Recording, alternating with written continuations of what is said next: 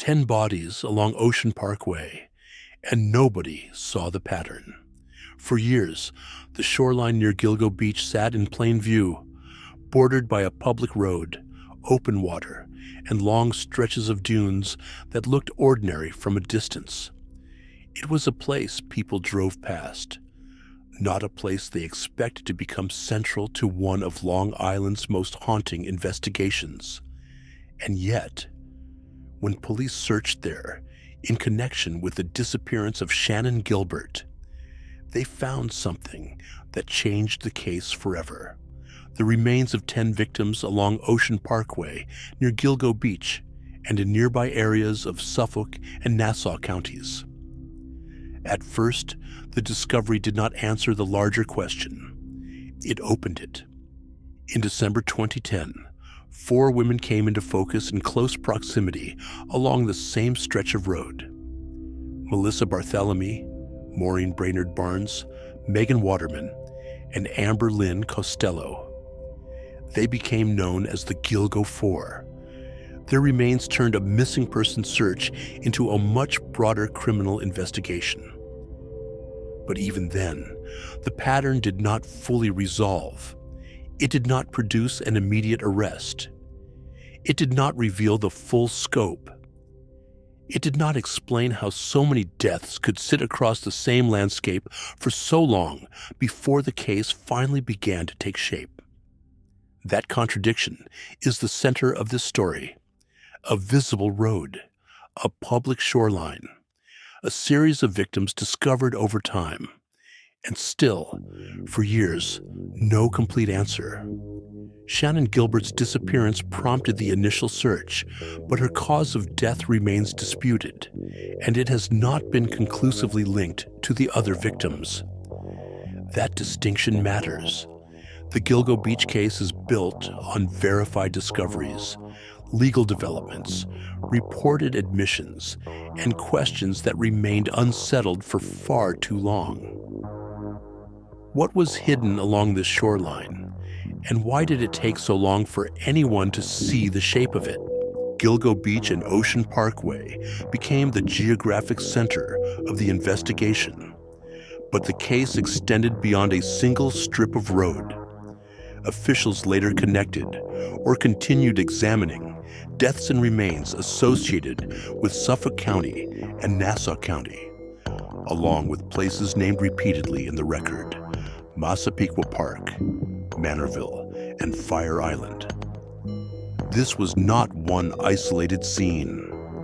It was a cluster of locations that forced investigators to revisit earlier unsolved cases and reconsider what they thought they knew about the Long Island landscape. The people tied to that investigation were not one category, one age, or one moment in time.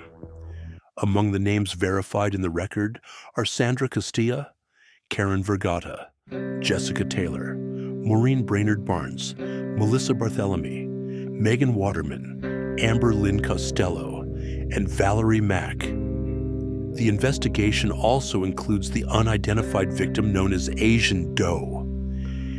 The victims were primarily sex workers, and they deserve to be spoken about with precision and respect, not through labels that erase them or blame them for the violence done to them. This documentary is not about judging their lives.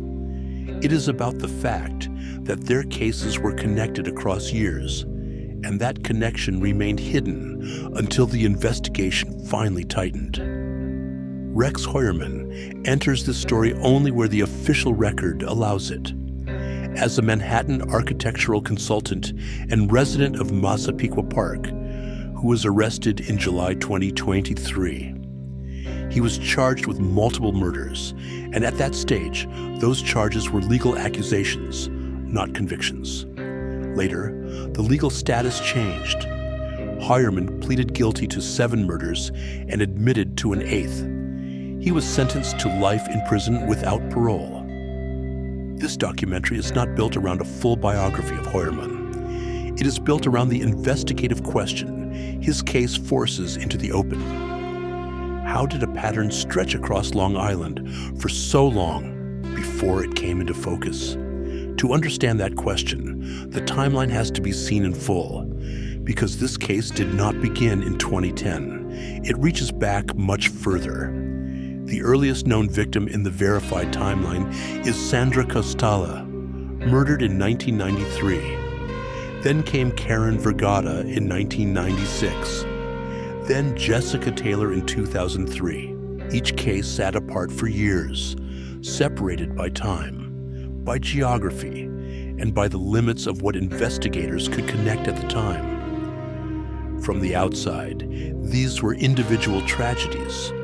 Only later did they begin to read like parts of a larger pattern. The gap between those early cases and the later discoveries is one of the most disturbing features of the investigation. In 2007, Maureen Brainerd Barnes disappeared. In 2009, Melissa Barthelemy was murdered. In 2010, Amber Lynn Costello and Megan Waterman were murdered. Then, in December 2010, the remains of the Gilgo Four were discovered along Ocean Parkway. That moment did not end the case. It widened it. A search connected to one missing woman had uncovered multiple victims, and the question immediately became whether investigators were looking at a single offender, several related cases, or something broader still. The next turn came in March and April 2011, when 6 additional sets of remains were located, including Asian doe near Gilgo Beach in April 2011. Some of those remains were later connected to earlier unsolved cases. Some identities remained unknown, and even as the list of victims grew, the case still resisted a clean explanation. The road was visible. The discoveries were real. The pattern was there. But the meaning of that pattern was still not fully settled. Then, after another long silence, the investigation shifted again. In January 2022, a new task force was convened to reinvestigate the case. By then, the public record had accumulated years of lost time, unresolved identifications, and overlapping questions about who was responsible and how the crimes fit together. The task force marked a new phase, not because the mystery had already been solved, but because the case had reached a point where the old boundaries were no longer enough. What had been seen, what had been missed, and what had been connected only much later all began to matter in a new way. The road at Gilgo Beach looked ordinary. That was part of the problem. In plain sight, the case remained hidden, and when the investigation finally began to move forward again, it did so through years of patient, incomplete, and painful reconstruction. The evidence would eventually lead prosecutors toward Rex Heuermann. But before the legal turns and the forensic details, there was this first and hardest fact. The pattern existed long before the public understood it. The question is why it took so long for anyone to catch up to it. By January 2022, the investigation had reached a turning point that was structural rather than dramatic. The new task force mattered because the older framework had not been enough. Years had passed, victims had been identified and re-examined, and the case still carried gaps that could not be bridged by assumption. The new effort began to tighten the picture around what officials could actually prove. That distinction between suspicion and proof is essential in a case like this. It is what separates a theory from a prosecutable case, and it is what gives the later legal record its weight. According to the research, the most important shift came from 2 forms of evidence: DNA evidence and cell phone data. Those details did not erase the uncertainty around the larger story, but they changed the direction of the investigation. They gave prosecutors and investigators a way to connect Heuermann to the crimes in a manner that could be tested, reviewed, and presented in court. What had once looked like separate, unsolved deaths began to align under a more focused legal theory. And yet, even that alignment did not answer everything. It explained how the case moved forward. It did not explain how it stayed cold for so long. Alongside that confirmed evidence were claims and admissions that have to be handled carefully. According to the research, Heuermann admitted to contacting victims with burner phones and luring them with money. Reports also describe admissions that he wrapped victims' bodies in burlap sacks and dumped them near Gilgo Beach. The research further states that he admitted to dismembering some victims and spreading remains in different locations. Those are grave details, and they should not be embellished. In this narration, they remain what the record presents them as: reported admissions connected to the case, not material for speculation, dramatization, or graphic retelling. The facts stop where the evidence stops. That distinction matters because the case is built on more than one kind of truth. Some parts are verified through forensic and digital evidence. Some parts are admissions reported in the legal record. Some parts remain unknown. And that uncertainty is part of what kept the investigation moving, in stages rather than all at once.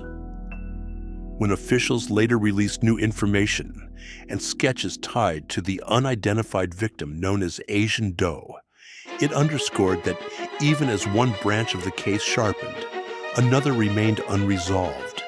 A name still had not been restored. A life still had not been fully identified. What the evidence clarified, the missing identity reminded everyone it had not solved.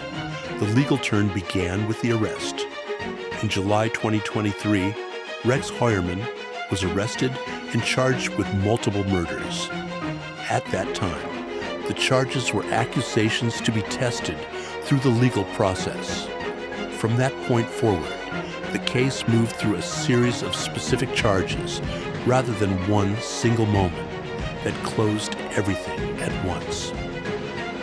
In January 2024, he was charged with the murder of Maureen Brainard Barnes. In June 2024, prosecutors charged him with the murders of Jessica Taylor and Sandra Castilla. In December 2024, he was charged with the murder of Valerie Mack. Between 2023 and 2024, he was charged with 7 murders, including the Gilgo Four, as well as Sandra Castilla, Valerie Mack, and Jessica Taylor. Each of those steps narrowed the legal perimeter, but it also revealed how much the case depended on careful sequencing. Charges came in stages. The investigation did not move as a single clean line. It moved as a set of controlled advances, each one adding weight to the case, while leaving other parts outside the frame. What the public saw was a series of legal milestones. What remained behind those milestones was a broader, older mystery about the full scope of the crimes, the earlier misconnections, and the lives that had been reduced for too long to fragments of a timeline. By April 2026, the legal story changed again. Heuermann pleaded guilty to 7 murders and admitted to an 8th, Karen Vergata. That plea is the verified turning point that altered the meaning of the case in the public record. Then, in June 2026, he was sentenced to life in prison without parole. Legally, that resolved the charges that had been brought. It marked the end of one phase of the case and the beginning of another kind of reckoning for the families and investigators who had lived with it for years. But even a guilty plea does not make every question disappear. The research provided here does not include defense claims, so this documentary does not invent or summarize arguments that are not part of the verified record. What remains after the sentence is not a debate about the fact of the guilty plea or the life sentence. It is a set of unanswered edges, unidentified victims, uncertain totals, and a timeline that still does not fully explain every gap. The legal outcome was real. So were the unresolved questions. And that is why the shoreline still matters. Ocean Parkway remains the image at the center of the case because it represents exposure and concealment at the same time. It was a public road beside a public beach, and yet the pattern remained hidden across years of investigation. Multiple victims were discovered in and around that landscape, and the case only tightened after years of reconstruction. The contradiction is still there. The road was visible the whole time. The pattern was there the whole time. The question is how long it took before anyone could connect the two. The unresolved detail is not simply about one defendant, one plea, or one sentence. It is about the missing space between known crimes and unknown gaps, between discoveries and identifications, between what investigators could prove and what families had to live without knowing. The case now carries a guilty plea, admissions, and a life sentence, but it still does not fully map every silence around the timeline. And that is where the final unease remains. If the shoreline gave up its secrets only after years of silence, what else was missed in plain sight? Follow Whispered Cases for a new case every week. Subscribe so you never miss one.